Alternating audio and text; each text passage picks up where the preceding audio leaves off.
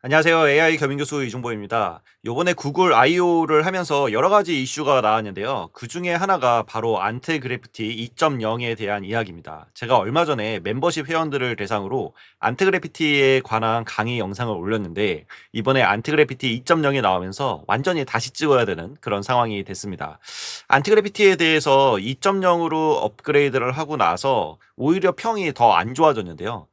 왜 그런지 실제로 안티그래비티 2.0이 어떻게 변했고 어떤 게 좀 단점인지 또 장점은 뭐가 있는지 이런 것들을 같이 한번 살펴보도록 하겠습니다. 네, 일단 안티그래피티로 들어오게 되면은 여기에 이제 다운로드를 받을 수가 있는데요. 이렇게 다운로드 일단은 받아 놓으면은 맥OS나 윈도우, 리눅스 다 다운로드 받을 수가 있습니다.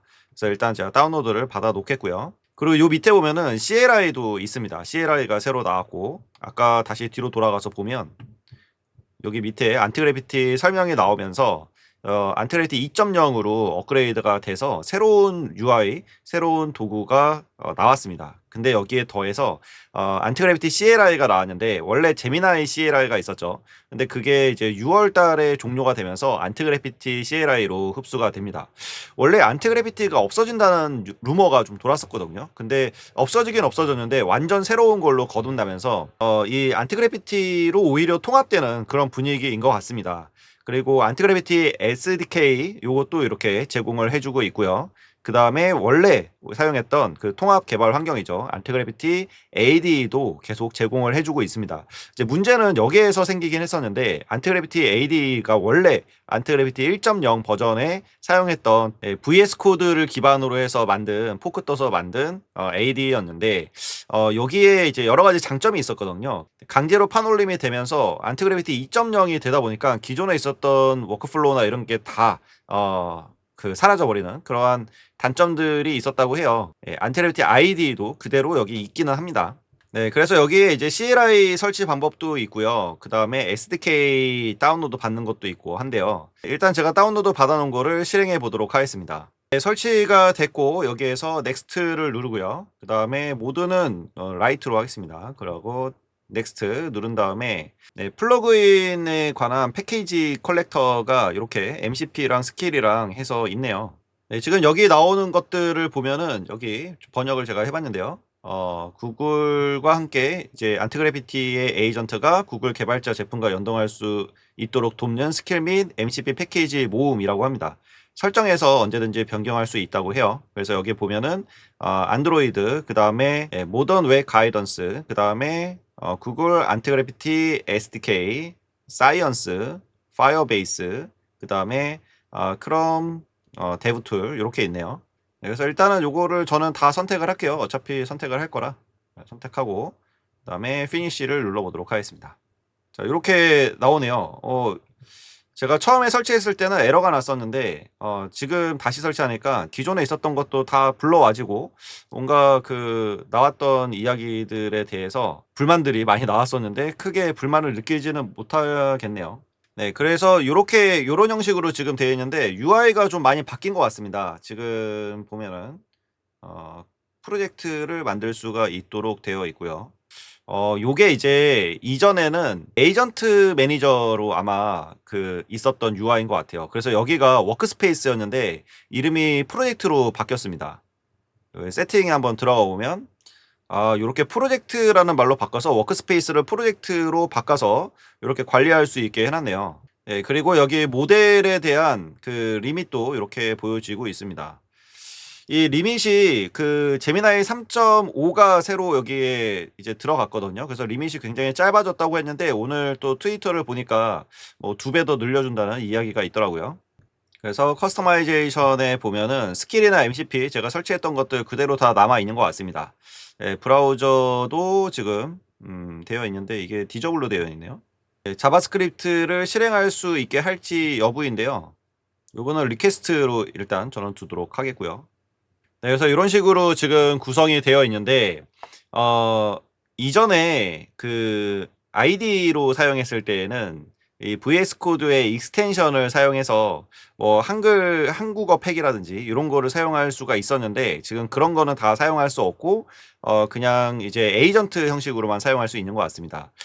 그래서 여기 보면은 지금 모델들을 사용할 수 있는 게 제미나이 3.5 플래시 하이, 그 다음에 미디엄, 그 다음에 요거는 기존에 있었던 것들인데요. 3.1 프로 하이와 그 다음에 로우, 그 다음에 클로드 소넷 4.6, 오퍼스 4.6, GPT OSS 120빌리언 요렇게 있는데 모델 하나가 빠졌네요. 제미나이 3.0 플래시가 있었거든요. 그게 하나 빠진 것 같습니다. 3.1인지 잘 기억이 안 나는데 그게 그래도 가성비가 좋았는데 원래 3.1도 토큰을 많이 잡아먹었었는데 지금 토큰을 아낄 만한 게 GPT OSS 120빌리언 요거밖에 없습니다. 근데 이거는 성능이 너무 안 좋아요. 그래서 토큰을 더 많이 잡아먹는 이슈가 있는 것 같습니다. 네, 그리고 여기 스케줄드 태스크 요런 게 이제 새로 들어온 것 같고요. 요거는 이제 몇 시에 뭐를 반복해라. 요 프로젝트에서 매일매일 요거를 프롬프트 어떤 거를 인스트럭션을 주고 반복해라는 건데 요거는 또 새로 들어온 것 같습니다. 그래서 이런 UI에 대해서 그 코덱스를 따라했다 뭐 이런 얘기들이 지배적으로 많이 있는데 근데 안티그래피티를 사용해봤던 입장에서는 코덱스랑 비슷하기도 하지만 그 오히려 더 기존의 에이전트 매니지먼트 그거랑 유사한 UI인 것 같습니다. 그래서 여기서 이제 인바이러먼트를 선택할 수 있고요. 저는 로컬을 선택해서 폴더를 이렇게 PMS키를 여기다가 넣어놨습니다. 이거 말고도 제가 만들어놨던 이제 폴더들인데요. 조금 이제 개념이 달라졌네요. 이 프로젝트를 기반으로 해서 워크스페이스가 아니라 프로젝트를 기반으로 하고 룰이나 이런 거는 어떻게 되는지 모르겠습니다. 제가 만들어놨던 워크플로우 같은 것도 있는지 궁금하네요. 네, 일단은 만들어놨던 룰이랑 이런 거는 다 없어진 것 같아요.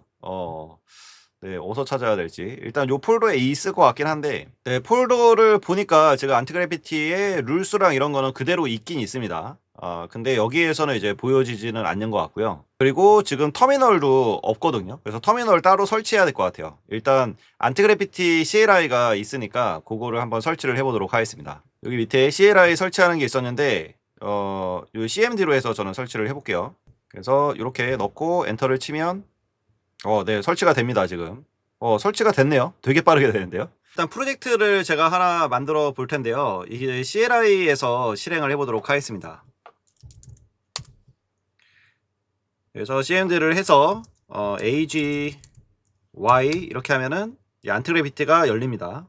CLI에서 바로 작업을 해도 되고요. 그리고 여기에서도 이제 폴더를 지정을 해줘서 폴더를 선택해서 크리에이트를 누르면 그러면 이제 바로 시작을 할 수가 있는데요. 프로젝트 세팅하는 것도 있네요. First Conversation 여기 눌러보면 여기에 이제 폴더 이름이 들어와 있죠. 네, 그래서 요 프로젝트에 요 그 설정을 누르면은 설정에서 여러 가지 세팅을 또 할 수가 있습니다. 물어볼 건지 그냥 실행시킬 건지 이런 거 선택하는 거고요. 이제 모델을 일단은 3.5 플래시 하이로 선택을 하고 여기다가 명령을 내려볼 텐데 제가 만들고 싶은 것에 대해서 한번 물어보도록 하겠습니다. 자, 이렇게 해볼게요. AI로 약 먹을 시간을 알려주는데 도움을 주는 서비스를 만들고 싶은데 오케스트레이터와 서브 에이전트를 사용해서 병렬로 작업해줘. 스킬은 필요한 것들은 저녁에 있는 스킬 중에 필요한 것들을 가져다가 사용하고 없으면 만들어서 사용해 라고 하고 엔터를 쳐보도록 하겠습니다. 네, 그러면 일단은 계획을 이렇게 세우네요. 플랜을 세워가지고 여기서 서밋을 누르면 됩니다. 네, 서밋을 눌러주고요. 네, 지금 두 개의 서브 에이전트를 만들었네요. 그 UI UX 하는 서브 에이전트와 그 다음에 이제 로직 스테이트 해서 여기에는 코 로직이랑 그 AI 스페셜리스트 요거에 관해서 만든다고 합니다. 지금 두 개가 동시에 돌아가는 거를 볼 수가 있고요. 여기 뭐 플랜도 있네요. 플랜 같은 것도 이런 식으로 지금 아키텍처를 만들어서 진행을 한다고 합니다. 확실히 지금 기존의 그 안티그래피티 1이랑은 조금 더 성능이 좋아진 느낌이 저는 확실히 들고요. 왜냐면 안티그래피티 1 자체가 성능이 워낙 안 좋았어요. 무료로 사용하는 거라서 그냥 감안하고 쓰긴 했지만 그래도 계속 에러가 너무 많이 났었는데 지금은 에러도 안 나고 내용도 굉장히 빠르게 잘 정리해서 이렇게 보여주는 걸 볼 수가 있습니다. 생각보다 저는 괜찮은 것 같아요. 지금까지는 서브 에이전트 이렇게 따로따로 두 개가 동시에 돌아가고 있었군요. 그래서 여기서 서밋을 또 눌러줘야 되네요. 이게 좀 귀찮긴 하군요. 이렇게 들어가면은 여기 또 이제 여기 블루네요. 요게 약간 느낌이 그 에이전트 뷰 기능이랑 비슷한데요. 그 클로드에서 요번에 클로드 코드에서 새로 나온 에이전트 뷰랑 비슷한 느낌입니다. 오케스트레이터에서 다 이제 서브 에이전트들을 관리를 할 수 있는 그런 모습으로 보입니다. 저 되게 괜찮아 보이는데요. 그래서 여기 계획 세운 대로 지금 잘 검증을 해 나가고 있는 것 같습니다. 네, 지금 폴더를 보면은 많이 만들어 놨어요, 지금. 아까 그 계획에 있는 대로 지금 잘 만들고 있는 것 같습니다. 지금은 한 개의 서버 에이전트가 돌아가고 있는데 UI UX 디벨로퍼 이 친구가 돌아가고 있네요. 여기 들어가서 어떻게 하는지 좀 살펴볼 수도 있을 것 같고요. 여기로 돌아가면은 작업하고 있는 환경을 좀 볼 수가 있죠. 이거 되게 괜찮은 것 같은데요, 저는. 여기 유일한 그 지금 제가 봤을 때 단점은 서밋을 계속 눌러줘야 된다. 이게 좀 귀찮은데 원래 이제 세팅에 있긴 하거든요. 근데 예전에 있었는데 지금은 어디 갔는지 잘 모르겠습니다. 원래 여기 요 중에 있는데 어디인지 잘 못 찾겠어요. 원래 이 프로젝트에 있어야 되거든요. 예, always proceed로 해주면 되는데 그게 지금 없습니다. 다른 설정하는 게. 네. 최종 결과 보고서 이렇게 만들어줬는데 엄청 멋있게 만들어줬네요. 네. 좋습니다. 검증까지 다 했어요. 아, 대박인데요. 이게 브라우저 유저가 되니까 요런 게 이제 가능한 것 같은데 한번 브라우저 띄워가지고 살펴보도록 하겠습니다. 네, 브라우저 좀 띄워달라고 한번 해볼게요. 요로 들어가면 되나 보네요. 띄워줬습니다. 띄워줬습니다. 다 만들어졌어요. 와, 진짜 대박인데요? 이렇게. 좋습니다. 지금 복약 타임라인, 복약 보강함 이렇게 해서 약물 등록, 요게 비타민C 매일 오전 8시 이렇게 해서 저장. 좋습니다. 아주 잘 되는데요. 비타민 D 요것도 이제 아침에 먹고, 그 다음에 오메가3 오후에 식사 무관 하고 저장. 요게 이제 비타민 D는 등록된 요거와 동일한 종합 비타민, 와, 이런 것까지 분석을 해줘요? 네, 과다 복용 위험이 있으니 주의하세요. 이렇게 나오네요. 와, 그래서 투약 대시보드 나오고, 달력 분석 트래커 나오고요. 상담. 상담도 되는군요. 제가 먹는 걸 한번 물어볼게요. BCD를 아침에 먹고 오메가3를 저녁에 먹고 있는데 잘하고 있나? 이렇게 물어보면, 네, 비타민 B9는 체내 에너지 대사를 활성화하므로 활기찬 아침에 드시는 것이 수면 장애를 막고 온종일 활력을 불어넣는데 가장 권장합니다. 이렇게 나오네요. 의사 처방이나 복약 그 지도 텍스트를 여기다가 넣으면 자동으로 정밀 스캔을 해준다고 합니다. 요거 한번 써볼게요. 그냥 똑같이. 똑같이 나오는군요. 여기 나오네요. 여기 여기 나와서 이런 식으로 나와서 스케줄에 자동으로 넣어줬다고 하는데 어디 넣어줬는지 모르겠어요. 여기 넣었네요. 복약 보강함에다가 여기다 넣었습니다. 네. 놀라운데요. 이렇게 상담센터도 나오고. 굉장히 잘 만들었어요. 이 코딩하는 요 전체적으로 엄청 깔끔하고, 그리고 이런 것도 오류 없이 잘 해주고, 제가 여러 번 이게 시도를 했는데 지금 모델에 보면은 그래도 사용량도 그렇게 많이 빠지지 않았습니다. 저는 이제 3.5로만 사용했었는데 다른 것도 사용을 얘가 했나 봐요. 예, 알아서 이제 모델을 조종해 가면서 쓰는 것 같습니다. 약간 라우터 기능이 들어있는 건가요? 네, CLI에서도 이렇게 뭐 할 수가 있을 것 같긴 한데 뭐 이미 다 만들어 놓은 거여서 같은 폴더에 지금 있거든요. 네, 그래서 여기에다가는 이렇게 한번 써보겠습니다. 지금 서버에 있는 웹브라우저의 서비스 디자인을 배경을 이제 흰색으로 바꿔달라고 이제 같은 폴더에 있는 거죠. 그래서 한번 물어보도록 할게요. 네, 뭐 이렇게 만들어 놨던데 일단 실행하라고 할게요. 실행해. 네, 바로 바뀝니다. 바로. 네. 실시간으로 바로 볼 수 있네요. 와. 어. 네, 양쪽에서 다 컨트롤 가능합니다. 예, CLI에서도 같은 폴더에 있으면은 이렇게 수정을 할 수가 있고, 지금 계속 바뀌는 거 보이시죠? 여기, 네. 계속 바뀌고 있습니다. 실시간으로. 가독성이 점점 좋아지네요. 여기도 계속 바뀌고 있고요.